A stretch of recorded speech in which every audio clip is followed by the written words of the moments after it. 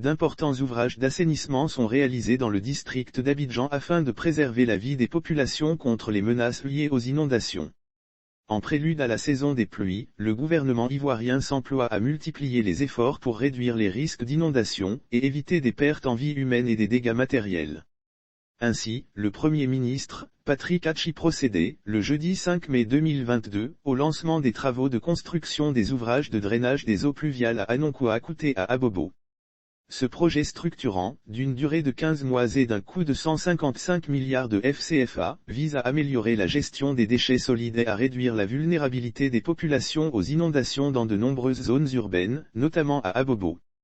Patrick Hatchi exhorte les populations au civisme et au respect des ouvrages. À cette occasion, le chef du gouvernement a exhorté les populations au civisme et au respect des ouvrages.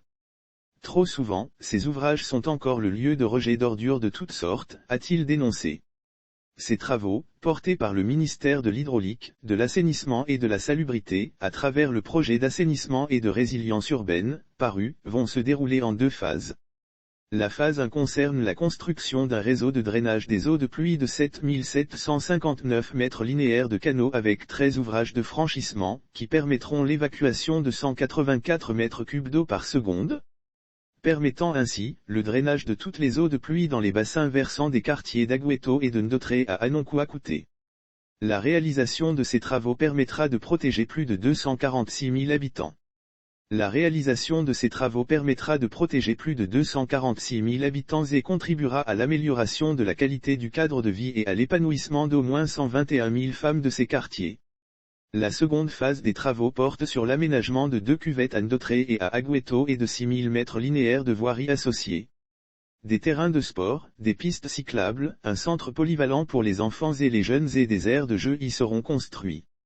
Yopougon, commune ayant été, ces dernières saisons pluvieuses, le théâtre d'inondations et de stagnation des eaux de pluie avec de nombreux dégâts afférents, a fait l'objet d'une vaste opération de curage des caniveaux par l'Office national de l'assainissement et du drainage, ONAD.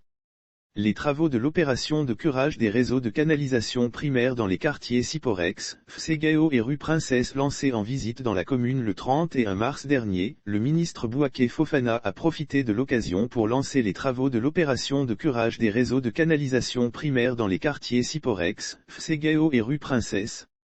Lire aussi météo, la Sodexam annonce de fortes pluies pour cette première saison, mars-juin. Le ministre a expliqué que l'opération concerne le curage des grandes canalisations qui drainent les eaux de pluie, pour permettre à l'eau de bien circuler pendant la saison des pluies. Il a aussi exhorté les populations à être des ambassadeurs de l'assainissement, mettant en garde contre l'utilisation abusive des ouvrages de drainage d'eau pluviale. Bouaké Fofana a rappelé l'existence d'un projet de loi qui porte sur le code de l'hygiène et de la salubrité. D'ici à juin 2022, en plus de la sensibilisation et de la communication, son département passera à la phase de la répression, a-t-il prévenu.